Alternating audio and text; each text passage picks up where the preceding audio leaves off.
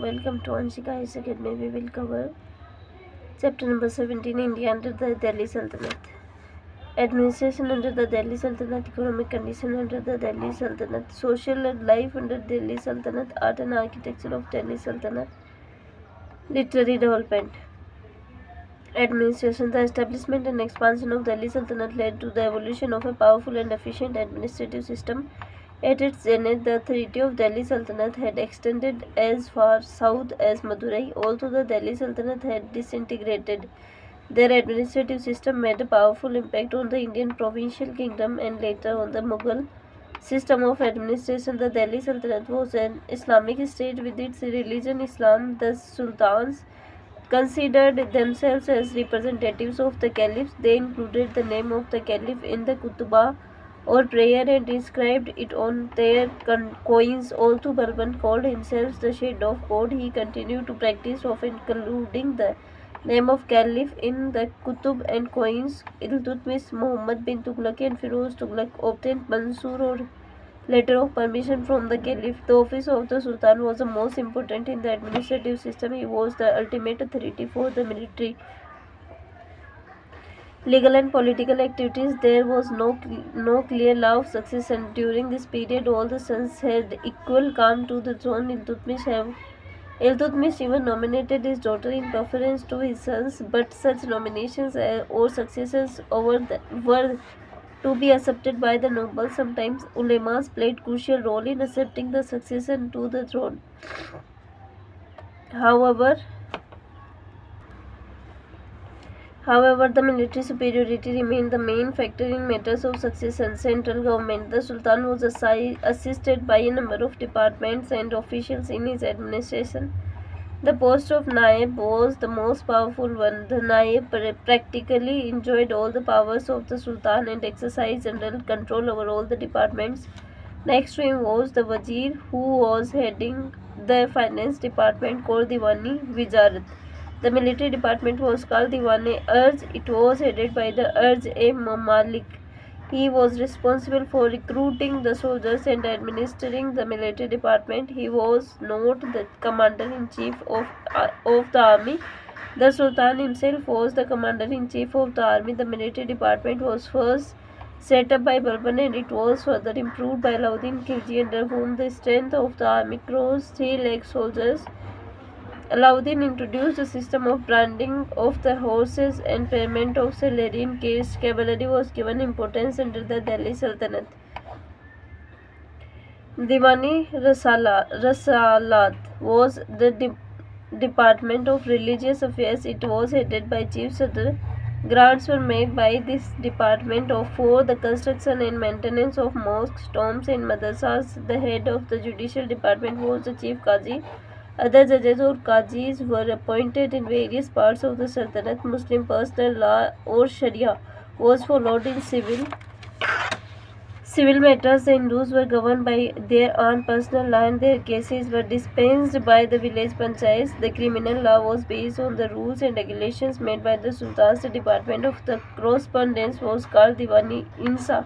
All the correspondence between the ruler and the officials were dealt with by this department. Local administration. The provinces under the Delhi Sultanate were called Iqtas. They were initially under the control of the nobles, but the governors of the provinces were called the Muktis or Walis. They were to maintain law and order and collect the land revenues. The provinces were divided into 6 and the next division was Pargana. The Sikh was under the control of Sikhdar. The Pargana, comprising a number of villages, was headed by Amil. The village remained the basic unit of the administration. The village headman was known as Mukdam or Chaudhary. The village accountant was called Patwari. Economy. After consolidation their position in India, the Delhi Sultans introduced reforms in the land revenue administration. The lands were classified into 3 categories. Iqta land, lands assigned to officials as Iqtas instead of payment for their services. Khalsa land, land under the direct control of the Sultan, and the revenues collected were spent for the maintenance of royal court and royal household. Inam land assigned or granted to religious leaders or religious institutions. The peasantry paid one-third of their produce as land revenue and sometimes even one half of the produce. They also paid other taxes and always laid a hand-to-mouth living. Frequent famines made their lives more miserable. However, sultans like Muhammad bin Tughlaq and Firoz Tughlaq took efforts to enhance agricultural production by providing irrigational facilities and by providing Takawi loans.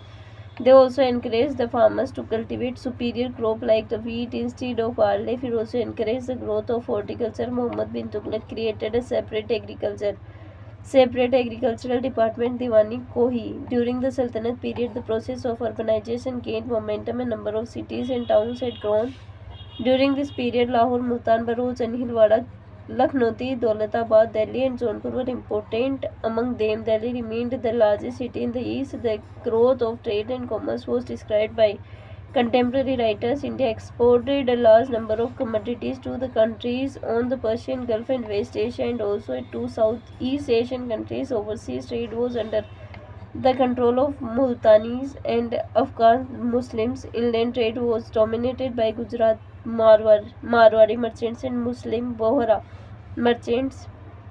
Construction of roads and their maintenance facilitated from smooth transport and communication, particularly the royal roads were kept in good shape. Sarais or rest houses on the highways were maintained for the convenience of the travelers. Cotton, textile and silk industry flourished in this period. Sericulture was introduced on a large scale, which made India less dependent on the other countries for the import of raw silk. Paper industry had grown and there was an extensive use of paper from 14th and 15th centuries.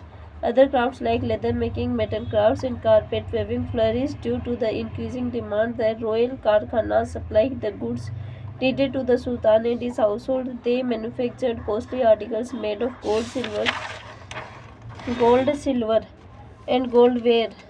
The nobles also aided the life cycle of sultans and indulged in luxurious life. They were well paid and accumulated enormous wealth. The system of coinage had also developed during the Delhi Sultanate. Tiltutmish issued several types of silver tankas. One silver tanka was divided into 48 jitals during the Khilji rule and 50 jitals during the Tughlaq rule. Gold coins or dinars became popular during the reign of Alauddin Khilji. After his South Indian conquest, copper coins were less in number and dateless. Muhammad bin Tughlaq had not only experimented token currency but also issued several types of gold and silver coins. They were minted at 8 different places. At least 25 varieties of gold coins were issued by him. Social life.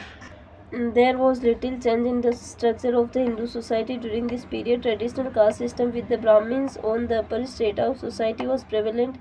The subservient position of women also continued, and the practice of sati was widely prevalent. The seclusion of women and wearing of parda became common among the upper class women. The Arabs and Turks brought the parda system into India, and it became widespread among the Hindu women in the upper classes of North India. During the Sultanate period, the Muslim society remained divided into several ethnic and racial groups. The Turks, Iranian, Afghans, and the Indian Muslims developed exclusively, and there were no intermarriages between these groups. Hindu converts from lower castes were also not given equal respects. The Muslim nobles occupied high offices, and very rarely the Hindu nobles were given high position in the government. The Hindus were considered jimmis or protected people, for which they were forced to pay a tax called jizya.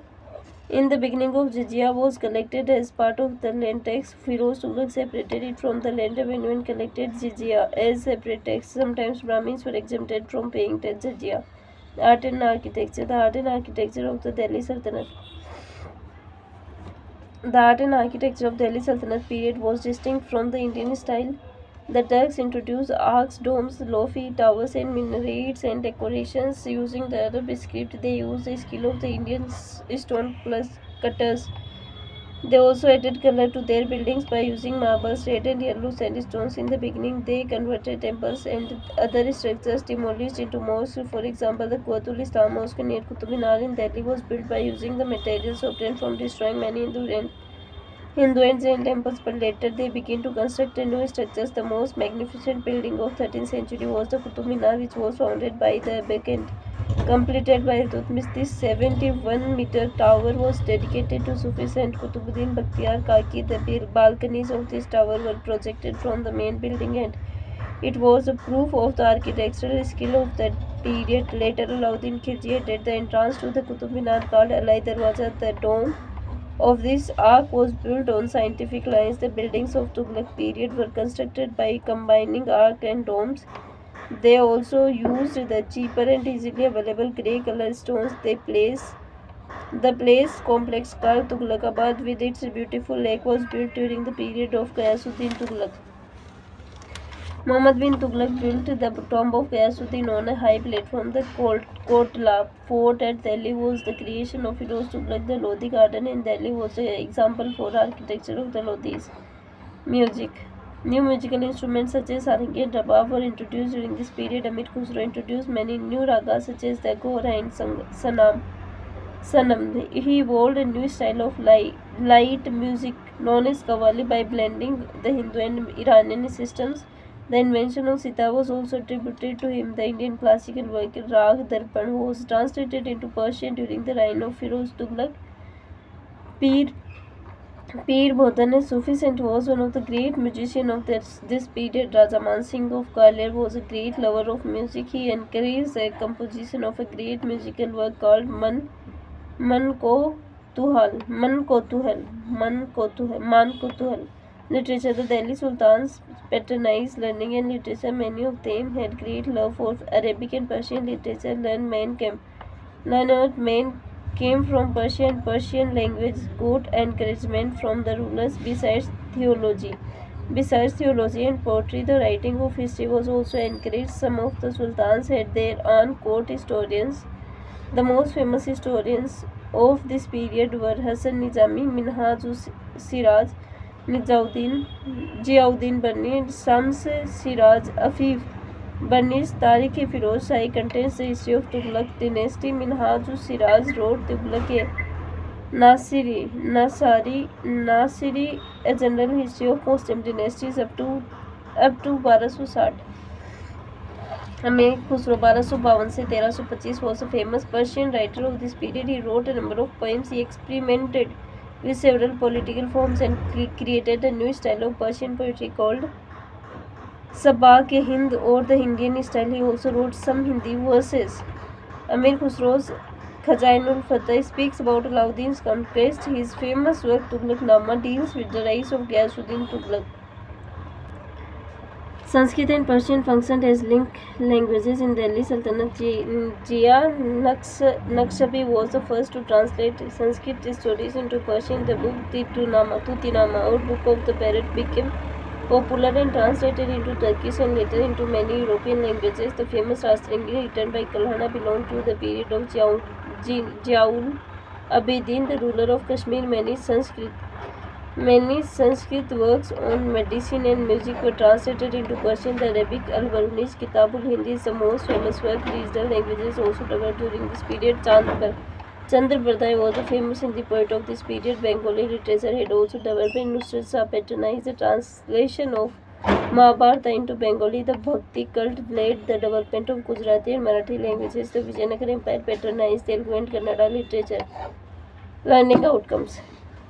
Central government and local administration under the Delhi Sultanate. Economic life of people of India under the Delhi Sultanate. Social condition and the impact of Muslim rule in Indian society. Archaeological contributions of the Delhi Sultanate. Persian and other scholars lived during the Delhi Sultanate and their contribution. Thanks for watching.